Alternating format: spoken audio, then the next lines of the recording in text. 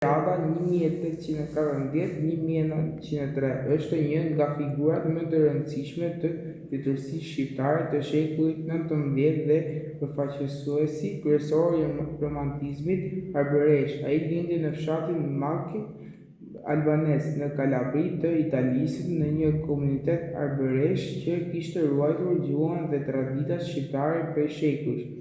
Konteksti historik dhe kulturor pas emigrimit të shqiptarëve në Itali në shekullin XV, komunitet arbëresh u bënë ruajtëse të gjuhës dhe kulturës shqiptare. Në këtë mjedis u formua Derrada, i cili u ndikua nga romantizmi evropian, idealet e lirisë kombëtare, historia dhe traditat shqiptare. Ai e shihte letërsinë si mjet për të zgjuar ndërgjegjën kombëtare dhe për të ringjarur lidhjen me dheun.